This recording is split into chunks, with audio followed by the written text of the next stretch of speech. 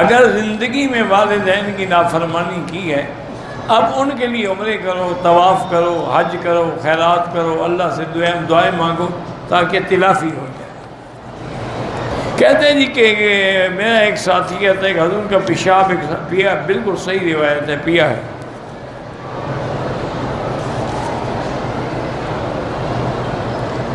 کافر ملک میں رہائش رکھنا بالکل ناجائز ہے، الا کوئی مجبوری ہے یا دین کی دعوت کے لیے جانا چاہتا ہے، ورنہ نہیں جانا چاہیے۔ میرا بھائی جتنے لوگ کافر ملکوں میں گئے ہیں نا، اب رو رہے ہیں، لڑکیاں آزاد ہو گئیں، لڑکے آزاد ہو گئے۔ اچھا، وہاں کی جو قانون ہے وہ اتنا سخت ہے کہ لڑکی کے ساتھ اس کا فرینڈ ہے، دوست آیا ہوا ہے، ماں باپ بول ہی نہیں سکتے۔ اللہ کے بندے بدر میں جب حضور آ رہے تھے، جنگ کے لیے آ ہی نہیں رہے تھے تو صحابہ کیوں ڈر گئے؟ قافلے کے لیے تشریف لائے، یہ تو اللہ نے انتظام کر دیا کہ جنگ ہو گئی۔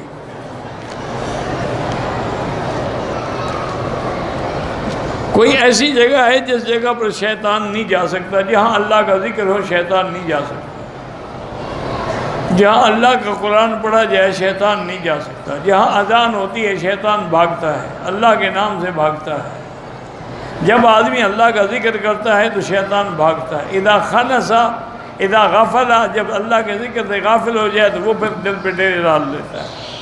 قادیانی رشتہ داروں سے تعلق ضروری ہے، چونکہ وہ صرف کافر نہیں ہے، وہ مرتد ہے۔ ایک ہے کافر، ایک ہے مرتد کہ مسلمان ہونے کے بعد قادیانی ہو گیا، تو وہ تو اس کی تو سزا ہی قتل ہے۔ حضور نے فرمایا من بدل منکم دینہ فاقتلوہ، جو دین بدل ڈالے اس کی سزا قتل ہے۔ اور دوسری بات ایک یاد رکھیں کہ قادیانیوں سے بہت سارے ہمارے بیوروکریٹ جو بڑے بڑے افسر ہیں ان کو بڑا شبہ ہوتا ہے کہ مولوی کا دماغ خراب ہے، یہودیوں کو کچھ نہیں کہتے، ہندو کو کچھ نہیں کہتے، سکھوں کو کچھ نہیں کہتے، قادیانی قادیانی قادیانی کچھ نہیں۔ اللہ کے بندے، سکھ کہتا ہے میں سکھ ہوں، ہندو کہتا ہے کہ میں ہندو ہوں، یہودی کہتا ہے کہ میں یہودی، یہ تو کہتے ہیں مسلمان ہیں۔ یہ مسلمان بن کے دھوکہ دے، اس لیے ان سے خطرہ ہے۔ یہ بھی کہنا شروع کر دیں جی ہم کافر ہیں، ٹھیک ہے، کوئی جھگڑا نہیں۔ جھگڑا تو تب ہے نا کہ اپنے آپ کو وہ مرزا غلام احمد جیسے ملعون کا پیروکار بھی سمجھیں اور کہیں کہ ہم مسلمان بھی ہیں، ہم کلمہ پڑھتے ہیں، ہم نماز پڑھتے ہیں، ہم روزہ رکھتے ہیں۔ اس لیے ان سے نفرت زیادہ ہے، کیونکہ یہ مسلمان بن کے دھوکہ دیتے ہیں۔ واللہ اعلم۔ ربنا تقبل منا انك انت السميع العليم وتب علينا انك انت التواب الرحيم۔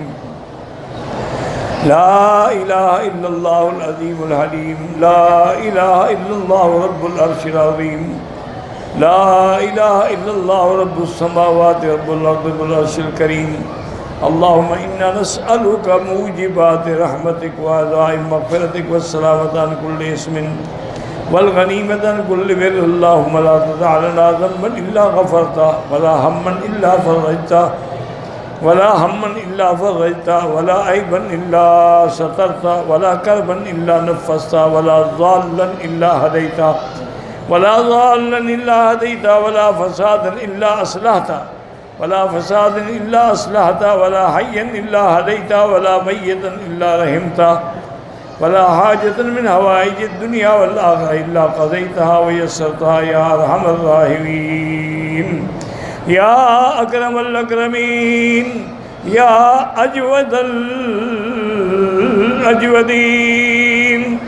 یا اللہ بیماروں کو شفا عطا فرما، یا اللہ ہماری ظاہری باطنی روحانی جسمانی بیماریاں دور فرما، یا اللہ بے حیاؤں کو حیا عطا فرما، بے اولادوں کو اولاد صالح عطا فرما، جن کے گھروں میں بچیاں ہیں ان کے رشتے آسان فرما، بے روزگاروں کو روزگار عطا فرما، قرض داروں کے قرض عطا فرما، یا اللہ تمام آنے والوں کا عمرہ منظور و مقبول فرما، تمام آنے والوں کا حج آسان فرما، وسائل بھی اسباب بھی پیدا فرما، مسائل بھی حل فرما۔ ربنا تقبل منا انك انت السميع العليم وتب علينا انك انت التواب الرحيم۔ وصلی اللہ تعالی علی خیر خلقہ سیدنا محمد وعلی آلہ وصحبہ اجمعین۔ اللہم صلی علی سیدنا محمد وبارک وسلم